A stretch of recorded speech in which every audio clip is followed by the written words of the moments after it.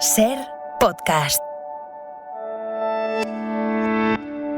Hola, somos Ángeles Oliva y Toña Medina. Juntas hacemos Por el Principio. En este episodio, Carlos Soria recuerda cómo cruzaba la ciudad en tranvía para trabajar desde muy pequeño, los cubos que acarreaba cada día desde la fuente a su casa y sus primeras vacaciones en la montaña. Bueno, yo ya un poco mayorcito, yo fui al colegio solo hasta los 11 años, porque en aquella época era más importante comer todos los días que no ir al colegio, no había más remedio. Ese niño que trabajó desde los 11 años se convirtió con el tiempo en una figura del alpinismo y la escalada mundial. Carlos Soria es la persona más mayor del planeta en coronar una cumbre de más de 8.000 metros. Con 86 años, ha hecho en 2025 su 13º 8.000. 10 de esas cumbres las conquistó después de cumplir los 60 años. Carlos Soria creció en plena posguerra, ayudando en casa desde muy pequeño. Un día fue a la sierra de vacaciones con un amigo y una lona prestada, y la inmensidad de la Pedriza le hizo sentir que su lugar estaba en la montaña. Es una historia que merece ser contada empezando por el principio. Por el principio. Por el principio. Por el principio. Carlos Soria nació en Ávila el 5 de febrero de 1939, unos meses antes de que acabara la guerra. Su familia era muy humilde. Su infancia en la posguerra fue muy dura. Mi padre estaba en la cárcel de Ávila, luego le sacaron, no pasó nada más, y poco después, cuando acabó la guerra, mi familia ya había vivido en Madrid y volvieron. La casa donde vivían, que era muy pobre, se la habían desmantelado.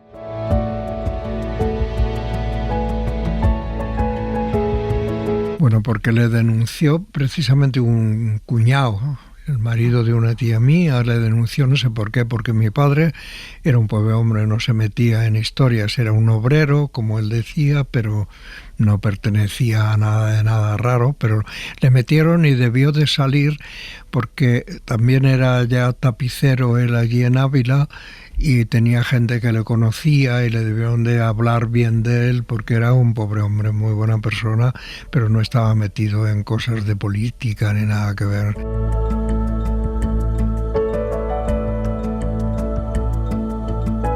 Pero mi madre, estando embarazada de mí, vio pasar a un grupo de presos con guardias por detrás de las murallas que iban con las manos así. Se llevó un susto de muerte, por eso he salido yo tan bajito seguramente.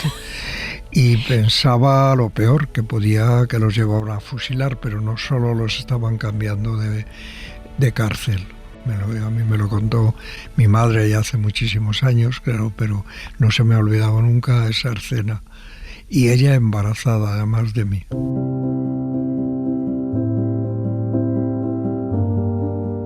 La posguerra duró mucho tiempo, como es lógico.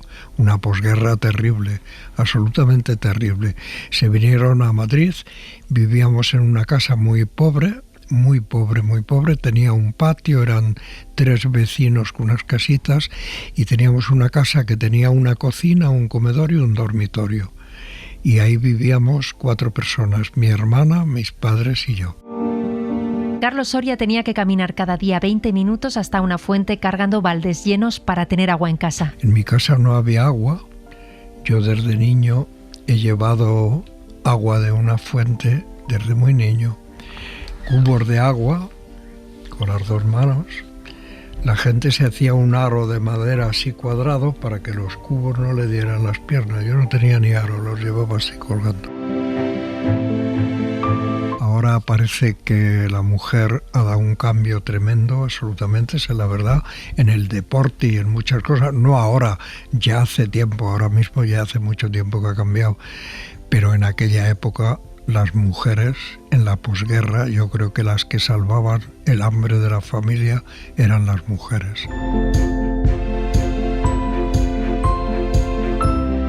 Buenos días, hijo. ¿Qué tal has dormido? Ma, le he pasado mucho frío. Sí, esta noche ha refrescado. Ya está aquí el otoño. Esta noche te pongo otra manta. Pero mamá, tápame bien hasta arriba, que si no, luego me destapo. Claro, hijo, te la coloco cuando te acuestes y ya verás que no pasas frío. Come un poco antes de ir al colegio. Anda, que tienes que coger fuerzas. Toma un poco de pan y queso. Gracias. Acuérdate cuando vuelvas del colegio de remover las brasas. Sí, mamá, ya lo sé. Lo hago todos los días. Pues ayer yo creo que estaban tal como las dejé yo por la mañana. Yo las removí, te lo juro, mamá, si lo hago siempre. Pues a lo mejor es que lo hiciste poco. Mira, cuando llegues hazlo así. Remueve bien para que cojan fuelle y den más calor. ¿Ves la ceniza que hay encima? Sí. Pues que quede mezclada con las brasas, así, poquito a poco, para que estén calentitas cuando llegue la hora de la comida. Vale, mamá, no te preocupes que yo lo hago. Antonia, que tenemos que irnos. Sí. Y tú, Carlos, acaba de prepararte y no tardes, que si no llegas tarde al colegio. Luego nos vemos en la comida. ¡Mua! Adiós. Adiós, hijo. Yo tengo un recuerdo que no se me olvida, bien pequeñito. Yo iba al colegio y salía a las 12 de la mañana del colegio. Y mi madre trabajaba ya de tapicera, hacía cortinas y cosas en un taller de un tío mío, que era un poco más espabilado que mi padre, y tenía ya un pequeño negocio. Mi padre al principio también trabajó con él. Y mi madre dejaba la hornilla del fogón de la cocina con carbón de encina encendido tapado con ceniza. Y yo tenía la obligación, más o menos, lo que tenía que hacer era, al salir del colegio, remover aquella encina para que se viese la brasa y dejar allí el puchero puesto. Encendido pero tapado para que guardara calor, pero que no se apagara y que no se gastase demasiado pronto. Y mi misión era, cuando volvía a la 1, remover aquello para que salieran las brasas y si acaso añadirle un poquito de carbón.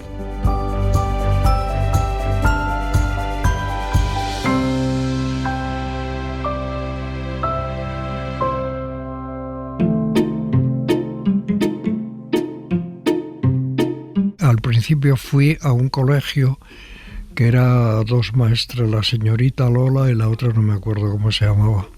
Y luego fui un poco de tiempo, hasta los 11 años, Onésimo Redondo, Grupo Escolar Onésimo Redondo se llamaba el colegio. No me acuerdo de muchas cosas, pero de otras sí, esa me acuerdo. Y ahí fui hasta los 11 años. Bueno, pues jugar en el patio, y que nos daban de comer alguna vez, te tocaba comer allí, y otras veces te tocaba limpiar lentejas, por ejemplo. Sacar las lentejas con bichos o con cosas que tuviese, y te tocaba, estabas allí un par de horas limpiando lentejas. Tenía un comedor y de vez en cuando te tocaba comer, no siempre allí, otras veces te ibas a tu casa.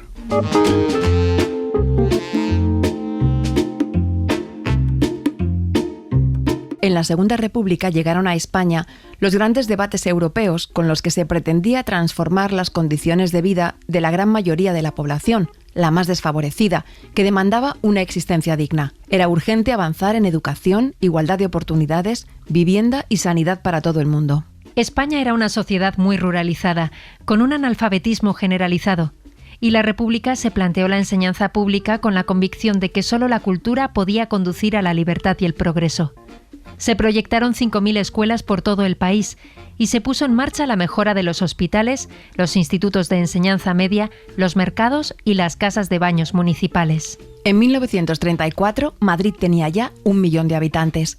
El proyecto republicano pretendía racionalizar la ciudad desde una perspectiva urbanística para hacerla más de los ciudadanos y potenciar los barrios por la gran demanda de vivienda. En la capital se construyeron 33 colegios, conocidos entonces como grupos escolares, lo que supuso un gran desarrollo de la escuela pública. Se pretendía quitar el monopolio a la Iglesia y crear un sistema público potente que no existía entonces, en el que primaran líneas pedagógicas vanguardistas. Los centros escolares fueron más allá del concepto de aula y en muchos colegios se construyeron solariums, enfermerías, comedores, lugares para reparto de ropa y también piscinas. Sí, estaba bien. Tenía una piscina, no nos bañamos mucho, pero tenía una piscina y un patio grande. Era un colegio para el recreo. Era un colegio público del Estado, no era particular. El Grupo Escolar Onésimo Redondo se llamaba.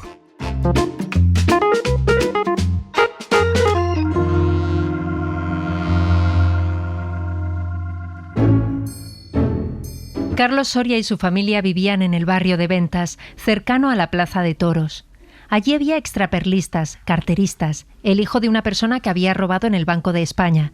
Carlos quería escapar de ese ambiente. Jugábamos en la calle era de tierra, la calle Pedro Bravo, que hoy es Ángel González Tejedor, el Metro del Carmen, era de tierra y ahí jugábamos al fútbol, jugábamos a cosas de saltar uno encima de otro y tal, varios juegos que había. No me gustaba cómo se vivía, tal, era complicado.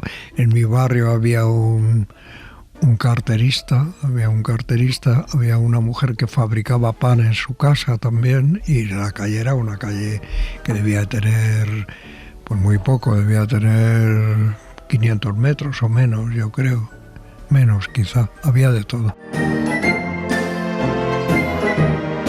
Y sobre todo había un guardia civil que le llevaban el suministro con una moto con Seikar, le llevaban comida a su casa. Era un guardia civil muy especial, muy malo, vamos. ¿Por qué especial? Pues porque la gente decía de él que venía en la posguerra, venía con los leggings manchados de sangre porque había estado en el cementerio del Este dando el tiro de gracia a los fusilados.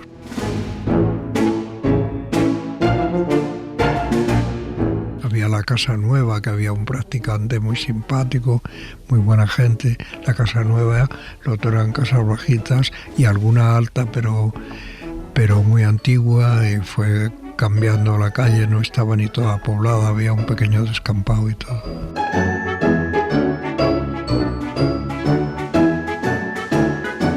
Mujeres de la vida allí al borde de la calle Canillas, paseando por la calle y tal. De la Plaza de Toros, pues había gente que se dedicaba a coger colillas para luego venderlo como tabaco, lo que quedaba, y cuando había toros vendían hasta colillas de puros y ponían al lado del puente de vendas, ponían un puesto con un papel y tabaco hecho de colillas recogidas. Era un mundo distinto al que tenemos ahora.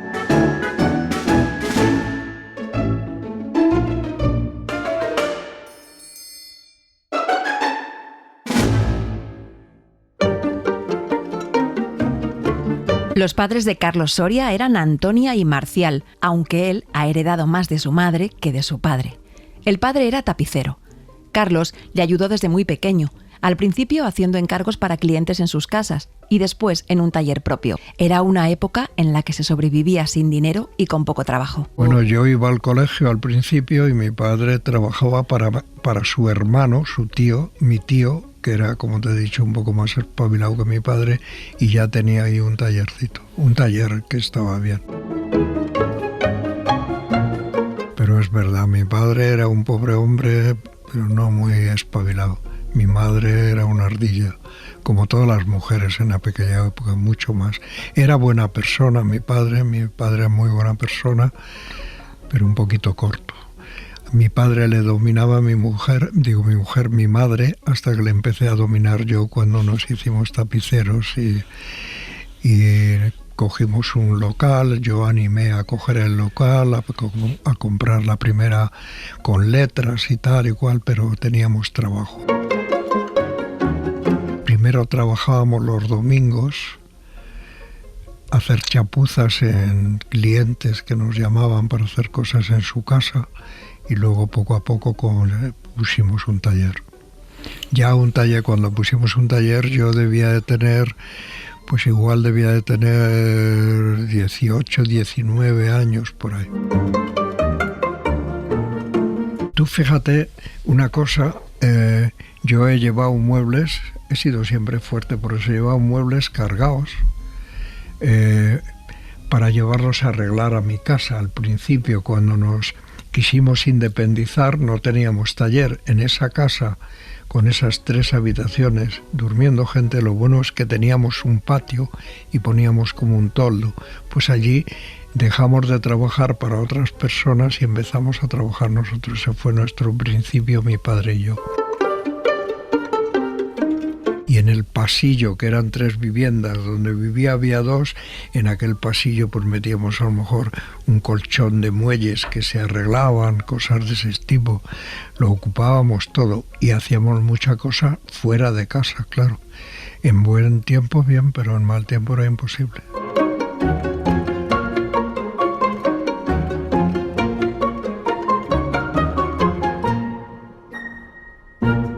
Por el principio, Carlos Soria, Cadena SER.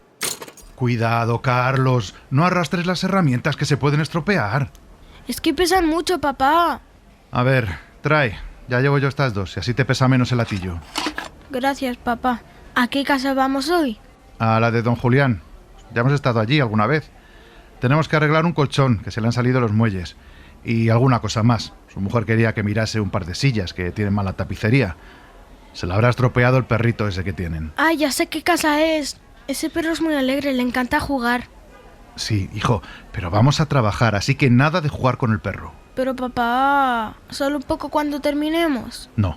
Cuando vamos a trabajar donde los clientes, tú ver, oír y callar. Nos centramos en el trabajo y luego nos vamos. Bueno, por lo menos le podré acariciar, que es muy majo. Con suerte volvemos pronto a casa y puedes jugar un rato en la calle con tus amigos. Ojalá.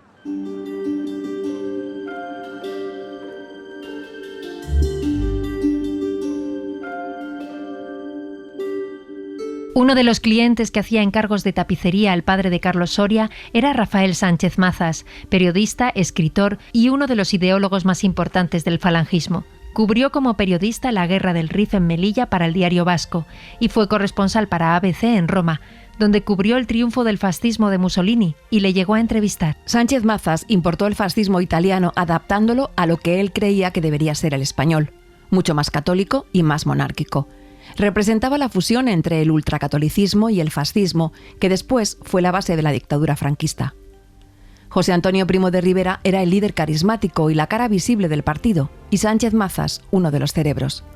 Fue quien articuló como grito de guerra el Arriba España en los primeros años de Falange, que después usó la dictadura y aún hoy la extrema derecha. Sánchez Mazas intervino también en la creación del Cara al Sol, compuesto entre varios en 1935 en un bar de Madrid.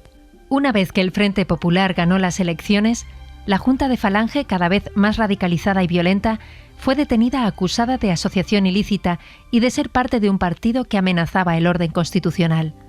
Sánchez Mazas entró en la cárcel, pero al poco pidió un permiso a la entonces directora general de prisiones, Victoria Kent, para asistir al nacimiento de su cuarto hijo y no volvió.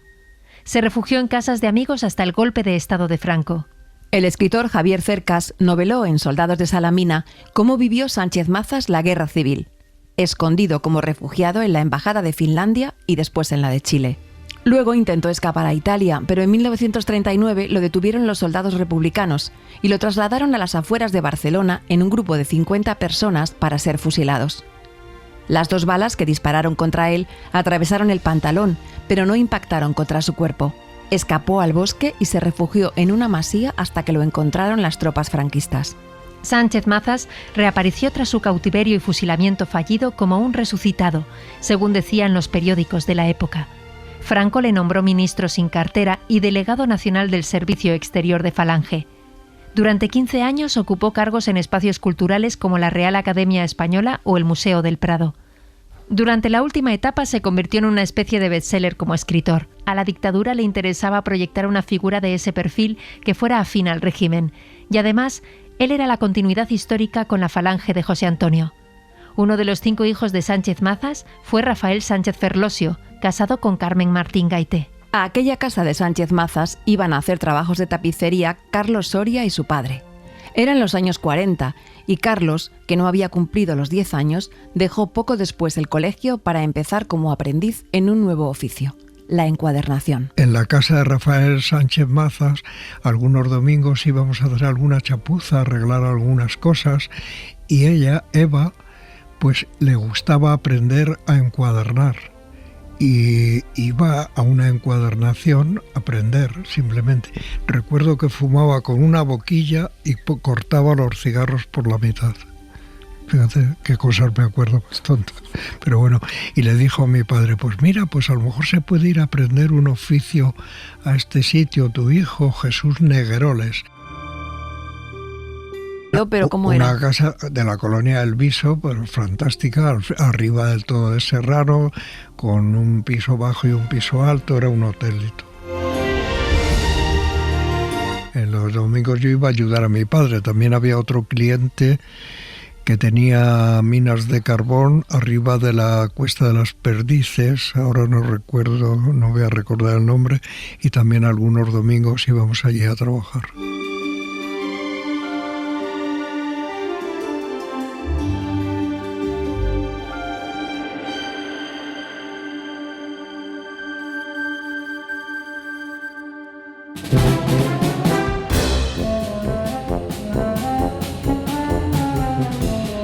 Con 11 años, Carlos Soria se cruzaba a Madrid para llegar al taller de encuadernación del centro de la ciudad.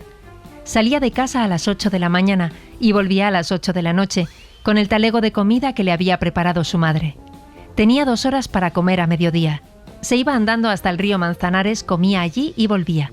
Le gustaba mucho la naturaleza, aunque en su familia no había ese interés. Lo único que les importaba era que comiera un poco todos los días. La última estación de metro era en la Plaza de Toros de las Ventas.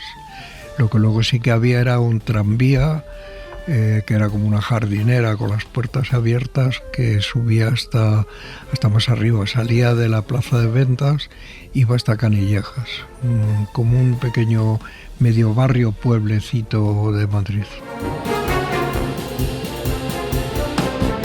Con 11 años cogía el tranvía o el metro hasta la glorieta de San Bernardo.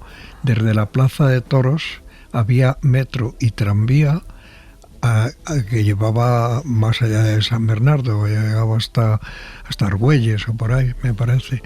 Y unas veces me gustaba más ir en el tranvía que en el metro. Sacaba billete de ida y vuelta, me iba por la mañana y volvía por la noche a mi casa, más o menos.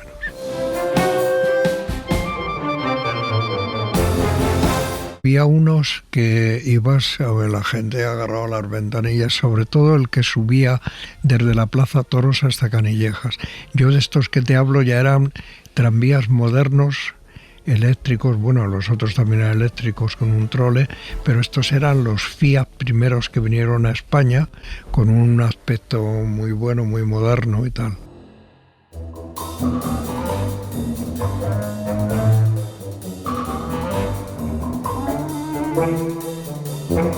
Los tranvías empezaron a circular en Madrid en 1871. Al principio eran coches tirados por mulas, fabricados en Francia, con 2 pisos, el de arriba al descubierto.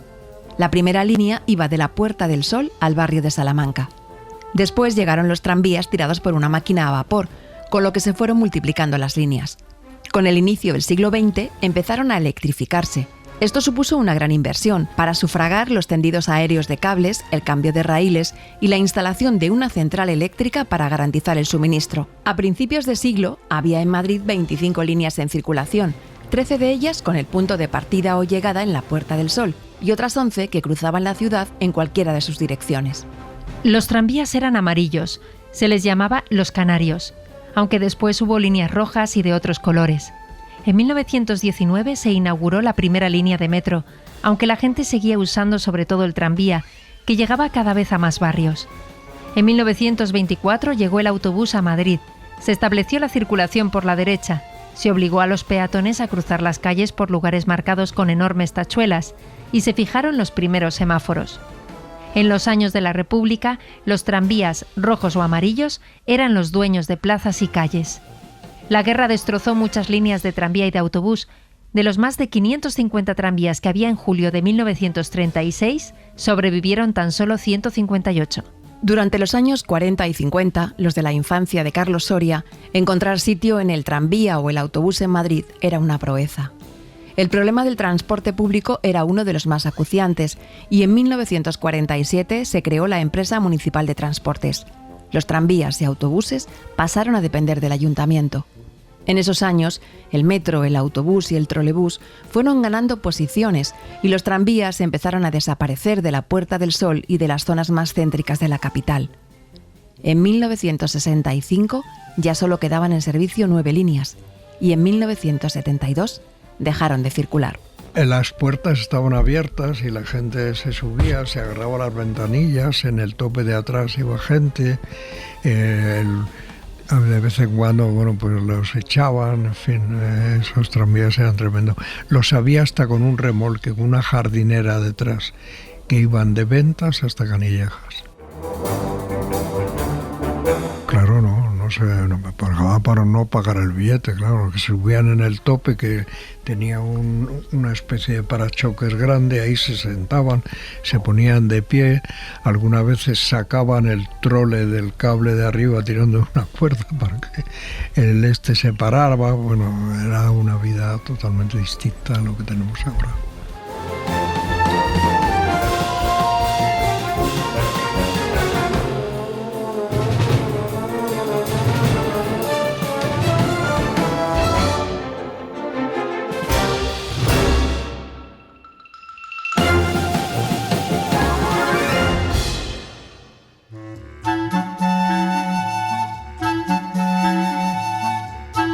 El jefe de Carlos Soria en aquel taller de encuadernación era Jesús Negueroles. Se llamaba Jesús Negueroles y su padre era el puesto número 1 de la Feria del Libro, que se llamaba Negueroles también.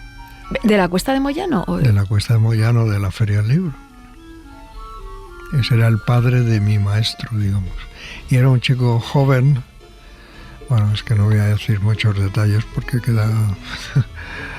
se había casado con una persona que era gallega, me parece, o asturiana, yo creo que gallego, que tenían una carbonería, y él trabajaba de joven en una encuadernación que había enfrente de eso, y ahí conoció a su mujer.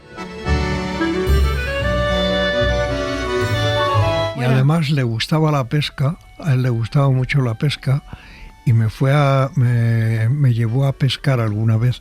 Una vez, la primera vez que fuimos, íbamos cerca de Colmenar Viejo, a la presa del Grajal, y cogíamos un camión de la leche, que iba a por leche para traerla a Madrid, que salía yo creo a las 5 de la mañana o así.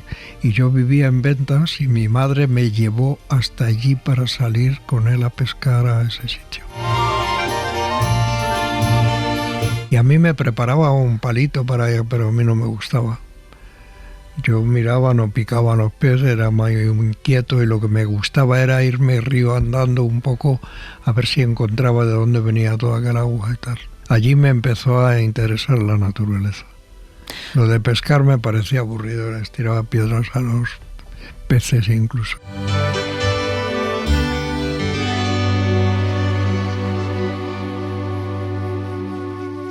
Por el principio, Carlos Soria, Cadena SER.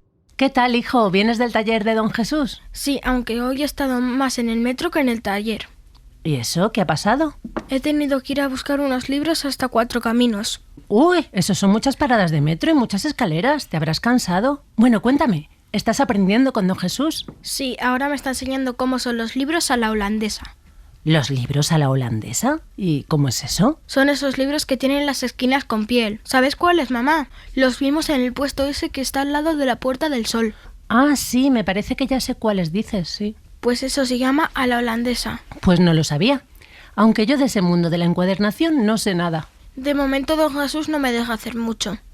Dice que ordene papeles por su tamaño o me manda a hacer recados. Bueno, acabas de empezar a trabajar con él y eres aprendiz. Lo de encuadernar llevará su tiempo.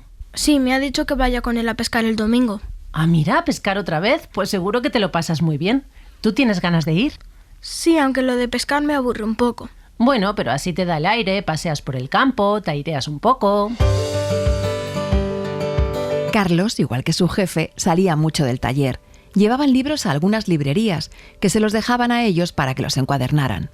Empezaba limpiando los libros para encuadernarlos de nuevo cuando estaban en cartoné, para hacerlos en holandesa, con puntas o con piel. Lo que encuadernábamos a lo mejor no lo habían encargado o un cliente o una librería, y yo los llevaba a cuestas en el metro, poníamos un cartón gordo arriba y otro abajo, como casi era medio de madera, y eso lo teníamos un un librero que nos encargaba cosas en la calle, cerca de la Puerta del Sol, en el callejón, en un callejoncito que hay en la calle esta principal, ¿cómo se llama? Bueno, pues teníamos allí un librero que nos hacía encargos y yo iba por los libros sin encuadernar, los llevaba en el metro, atados con unos cartones, y luego los llevaba a entregar también, y luego también teníamos clientes particulares. Recuerdo que teníamos un cliente particular que nos trajo cantidad de libros de pornografía en aquellos tiempos.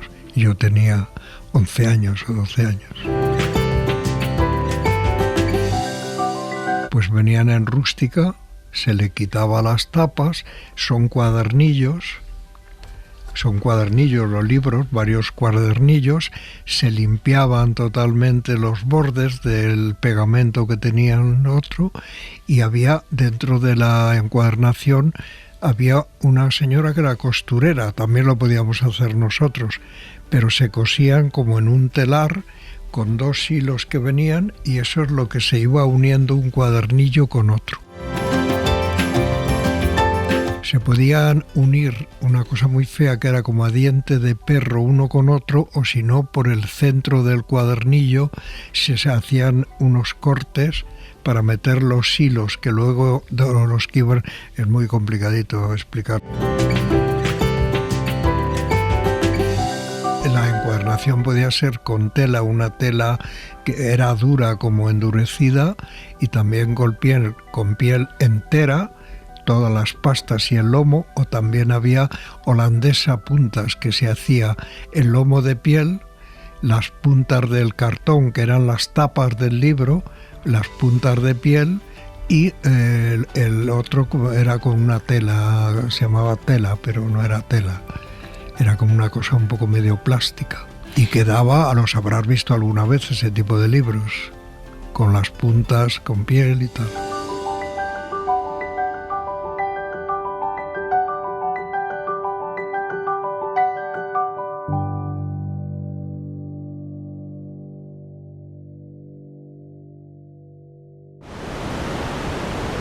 A la hora de la comida tenía 2 horas, y algunas veces me iba andando con el talego de comida hasta el río Manzanares.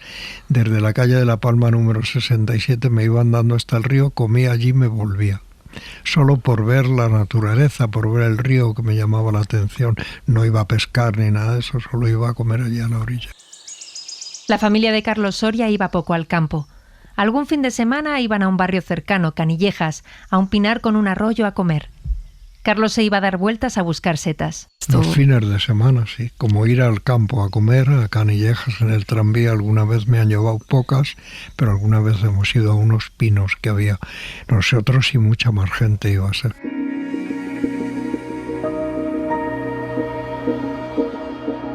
Bueno, pues a los 14 años yo dejé de ser encuadernador, y mi padre me buscó un sitio para que fuera a aprender a tapicero también. Y me iba a intentar con los tapiceros más duros que existían. Había uno muy especial que no quería, era muy buen tapicero, pero no quería aprendices. Pero que estuve con otro que era cerca de la familia nuestra, que se llama Justo Ocaña, y ahí estuve unos años con él en un taller de ebanistería grande. Y tenían un pequeño, dentro de aquello, un pequeño local en el que había un tapicero. Y allí estuve yo de aprendiz, igual estuve 3 o 4 años por lo menos.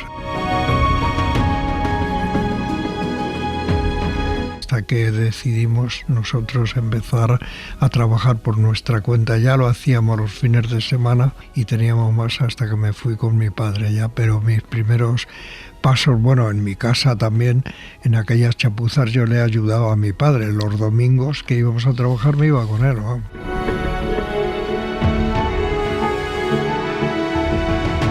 Los primeros tapiceros que se conocen fueron egipcios, en el año 5000 a.C. Dejaron sillas tapizadas que se han encontrado en las tumbas de los faraones. A lo largo de la historia, los pueblos nómadas cubrían el suelo de sus tiendas con alfombras y cojines, buscando la comodidad, y fueron fabricando las primeras sillas, probablemente hechas por los mismos artesanos que hacían las tiendas de campaña. En la Edad Media, reyes y nobles tenían a su servicio artesanos que fabricaban para ellos butacas y sillas de madera, con asientos que al principio eran de cuero y más adelante estaban rellenos de pelo de animal o fibras vegetales, recubiertas con tela. En el Renacimiento fue cuando butacas, sillas y sofás adquirieron su mayor elegancia y sofisticación. Los ebanistas trabajaban en contacto muy cercano con los tapiceros para realizar los encargos de la nobleza. En los años 50 del siglo XX, cuando Carlos Soria trabajaba como tapicero con su padre, la relación con los ebanistas seguía siendo muy estrecha. Las tapiceras se dedicaban a coser, a hacer los almohadones de los sofás, de los sillones, a coser las telas, las cortinas, todas esas cosas. Y los tapiceros en hacer muebles tapizados, claro. Profesión que se llamaba sillero. Era la profesión de la madera, de la carpintería, pero los había especialistas en esqueletos de los muebles, esqueletos de madera. Él le encargaba directamente al tapicero y el tapicero es el que tenía un sillero, o a lo mejor había también algunos tapiceros importantes que tenían sillero y tapicero. Eso eran fábricas normalmente, pero tapiceros pequeños pues tenían solo la tapicería y había un sillero. En mi caso era así, que le encargaba las armaduras, con arreglo a lo que quería el cliente, de grande, de pequeño, un sillón de orejas, un sofá, unas sillas, lo que fuera.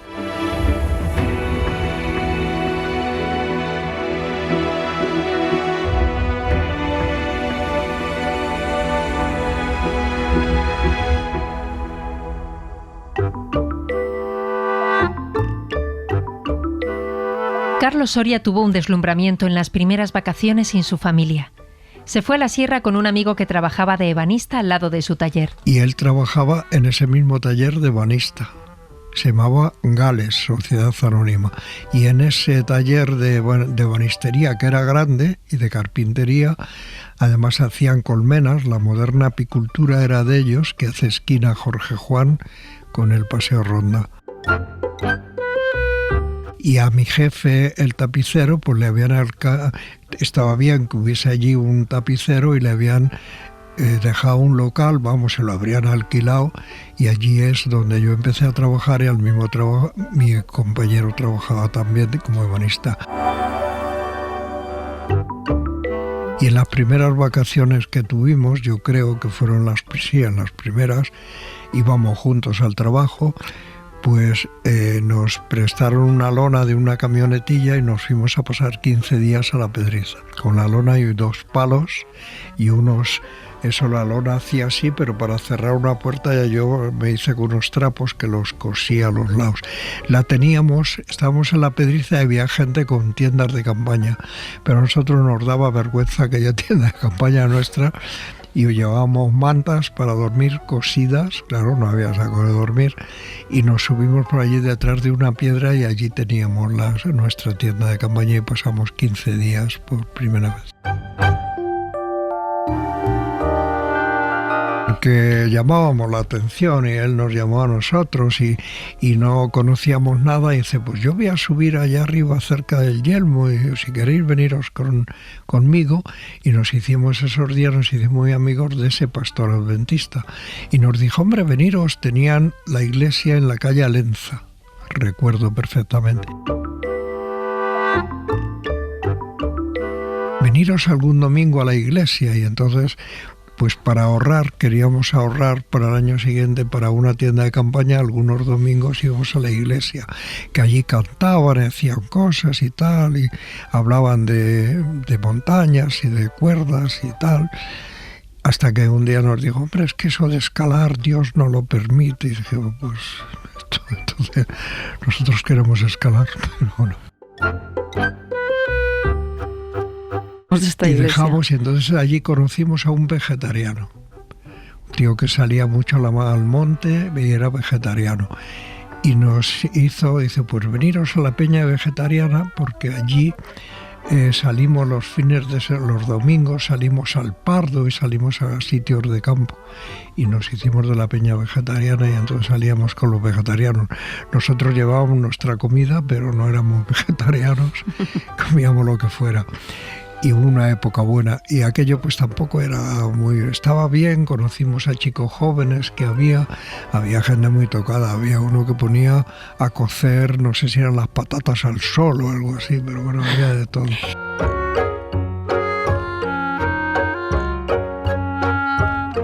Eso pasó por allí, los veíamos pasar a la gente con mochila y con cuerdas y nos llamaba mucho la atención los sábados y estábamos allí sentados y hablamos con uno una vez y otra vez que volvió pues nos dice, pues si queréis veniros esta noche a dormir al refugio. Nosotros dijimos, bueno, pues vámonos y dejamos allí nuestras cosas y nos fuimos a dormir al refugio de La Pedriza. Se llama el Refugio Giner de los Ríos.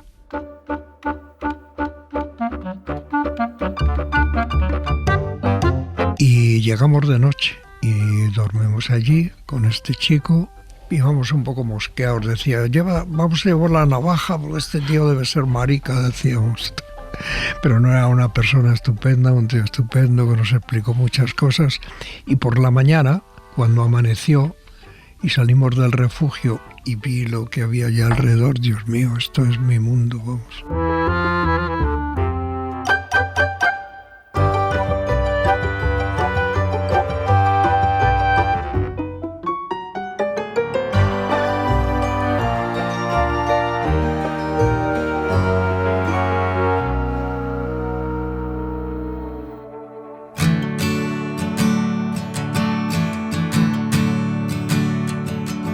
La Pedriza está en la vertiente sur del Parque Nacional de la Sierra de Guadarrama de Madrid. Es un área rocosa, nacida hace 300 millones de años, con una geomorfología espectacular. Tiene una protección especial porque es el mayor conjunto granítico de Europa. Los granitos son rocas procedentes de un magma que se enfrió lentamente desde hace millones de años en el interior de la corteza terrestre y que han aflorado a la superficie. La Pedriza es famosa por el paisaje de formas caprichosas que parecen esculturas naturales, con nombres como el yelmo, el candelabro o el elefantito. La Pedriza tiene una superficie aproximada de 3.200 hectáreas. El nombre proviene del término piedra, que viene de la palabra latina petra.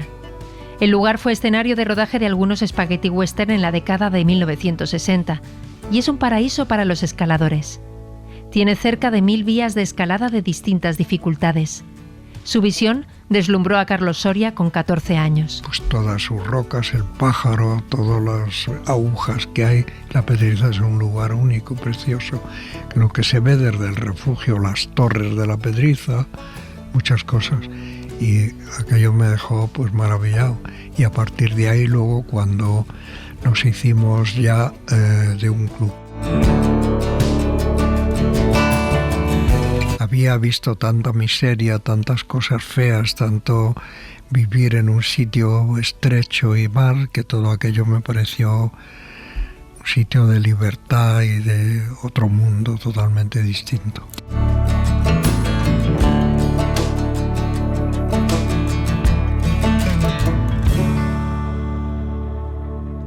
Por el principio, Carlos Soria, Cadena SER. La radio, mamá. Papá ha traído la radio. ¡Ay, qué ganas de verla! Quítale la tela para que la veamos. Un momento. A ver, dejad que la apoye en la mesa. ¡Madre mía, qué bonita es! Es muy grande. Más grande que la que tienen en el Ultramarinos. Carlos, no la toques así. Hay que tratarla con mucho cuidado. Y las manos siempre limpias, que esta radio ha salido cara y nos tiene que durar muchos años. Me las he lavado al llegar. Y además que casi no la he tocado, solo estaba mirando. Bueno, venga, ¿qué? ¿La encendemos? ¡Sí! ¿Y ese ruido? Eso es normal. No se oye nada, papá. Tranquilidad, un momento. A través de su gran cadena de emisoras propias. ¡Funciona! ¡Ay, no me lo puedo creer! ¡Una radio en casa! ¡Qué maravilla! Vamos a poder escuchar música y las radionovelas. ¿Y dónde la vamos a poner?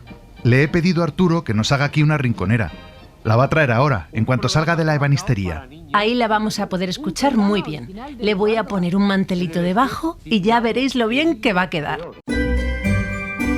Cuando la familia pudo, compraron una radio y le dieron el lugar que se merecía en casa. Una radio en aquella casa pequeña, hicieron una rinconera de madera, un amigo ebanista y tal, y estaba allí puesto y aquello era la joya de la corona, como es lógico, vamos, daban las noticias, se oía la radio, era como un milagro. Una vez fuimos al cine, precisamente ese guardia civil que daba el tiro de gracia también tenía un puesto de acomodador en un cine que se llamaba el Cine Iberia. Y una vez fuimos al Cine Iberia, un grupo de chavales estaba muy cerca de nuestra calle y lo que era, pues a lo mejor éramos 5 o 6 niños y nos reíamos y no sé qué y no sé cuándo, y el acomodador, este guardia civil, vino y me dio una bofetada a mí que me puso la cara morada. Había gente que iba a donde se tiraba la basura, había carbonilla también de los cines, por ejemplo, y en algunas casas ya había una calefacción, iban para luego en su casa quemarla de nuevo, la carbonilla aquella que cogían, a buscar carbón y a buscar cosas. Y entre otras cosas buscaban la basura del cine y llegaban a intentar, algunos pasaron cortaban la parte de la entrada y algunos llegaron a pasar habiendo pegado junto una cosa, estaban allí con 2 entradas para salir corriendo, llegaron a pasar gratis con eso, pero...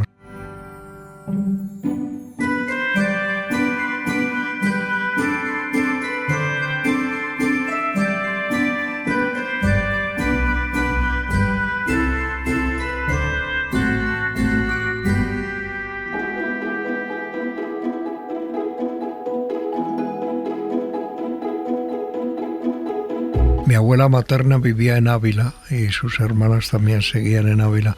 Y mi abuela estaba en casa de mi tío y era ciega. Y mi abuelo era un tío muy divertido, muy divertido, muy divertido. Mi abuelo, el padre de mi padre y de mi tío, nos sacaba a desfilar por la calle y tal. Teníamos muy buenos recuerdos. Mi Antonio se acuerda también, muy buenos recuerdos de él. Y era un tío divertidísimo.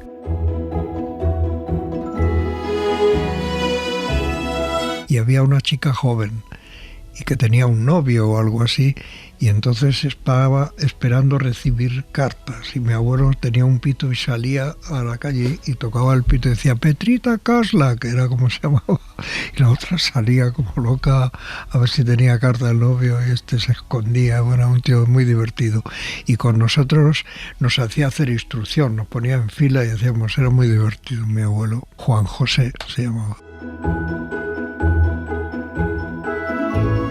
Porque tenía familia allí, y en algunas vacaciones del colegio cuando era pequeño pues me han llevado allá a Ávila y he vivido con mi familia unos días y he ido mucho a Ávila. Me gusta, me siento abulense a pesar de que fue tan poco tiempo.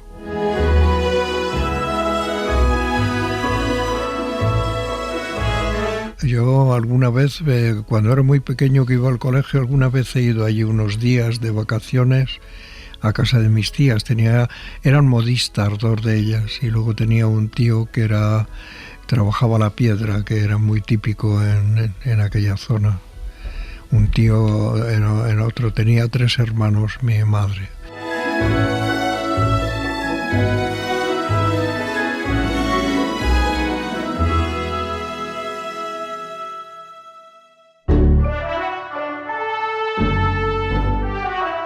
Carlos Soria ha aprendido de la montaña una manera de estar en el mundo. Enseña todo, como cualquier cosa que hagas con pasión, enseña todo. Conoces a mucha gente distinta en el mundo. Hemos ayudado en Nepal, cuando ha habido problemas, cuando hicieron un colegio nuevo el Manaslu tiene un pueblecito pequeño que se llama Sama, debajo de él es la única montaña de 8.000 metros. Tiene sus glaciares, pero tiene este pueblo, le hemos ayudado, en el terremoto ayudamos, he conocido a gente, aunque yo no hablo nada más que español, bueno, sé 4 palabras para hablar con los serpas y tal, pero no mucho más, no puedo hablar en inglés ni mucho menos, y bueno, pues son muchas vivencias muy distintas, has visto cosas muy diferentes.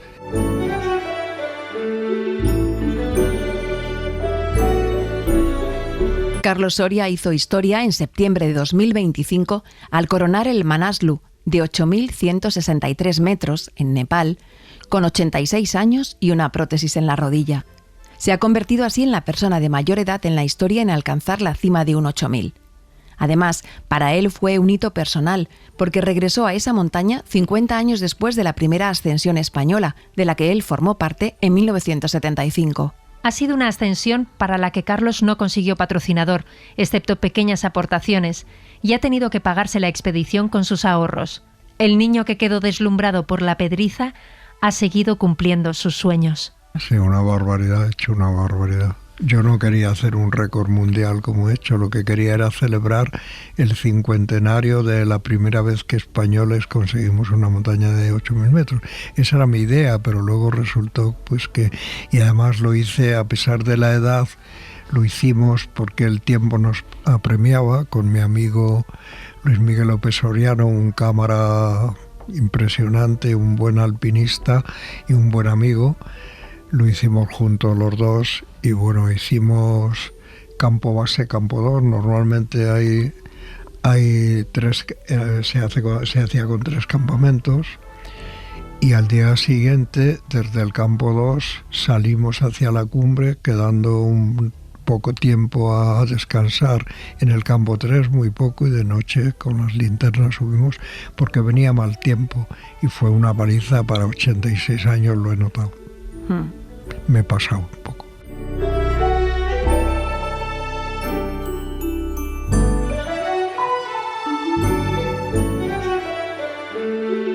He tenido esa suerte de pasar de la miseria, pura miseria, con hambre, a pasar a una vida normal hasta que me jubilé. Hasta los 65 años viví en Madrid, en la calle de San Emilio, y lo tenía clarísimo. 2 meses antes de mi jubilación ya tenía una casa preparada en Moralzarzal porque me apetecía vivir fuera de Madrid. Madrid es una ciudad estupenda, preciosa, pero muy incómoda. Pero siempre lo que he hecho ha sido aprovechar mucho el tiempo. Yo tenía el taller en el piso bajo y vivía en el 5º piso. Y hay mucha gente que no le gusta vivir al lado de su trabajo, porque igual a mí me encantó aquello. Porque lo mismo, a lo mejor yo he sido también corredor de esquí de fondo, he corrido en España, he corrido en Italia, carreras de esquí de fondo en Suecia, en muchos sitios, y sabía que había nieve, por ejemplo, en el puerto, y a las 12:30 o así cogía un bocadillo, me iba, hacía 20 kilómetros de esquí de fondo y me bajaba al taller y seguía trabajando por la tarde. Había veces que volvía de la sierra y volvía un poco pronto un domingo y me metía un rato al taller a hacer cosas para tenerlas preparadas, pero y luego por muchos días me iba a entrenar desde allí al parque que había enfrente y llegaba hasta el Retiro, al parque de la Fuente del Berro, y he aprovechado el tiempo. Siempre me ha gustado mucho aprovechar el tiempo. Verdaderamente he recorrido el mundo entero. He estado en la Antártida, he estado en la isla de Papúa, escalando, he estado en muchísimos sitios y sigo viajando. Y en el Himalaya, en todo el Himalaya. ¿Qué le queda? Sí. Yo creo que es el mismo. Lo que pasa es que ha adaptado a épocas distintas, pero ha sido inquieto siempre.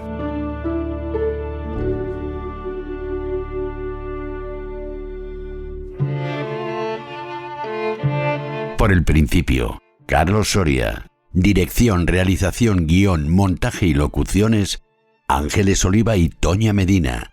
Producción, Matilde Suárez y Marta Estevez. Técnicos de grabación, Cristian Cabezas e Iván Lilo Maroto. Interpretación, Eli Zapata y Javier Laorden. Con la colaboración especial de Mateo Oliva.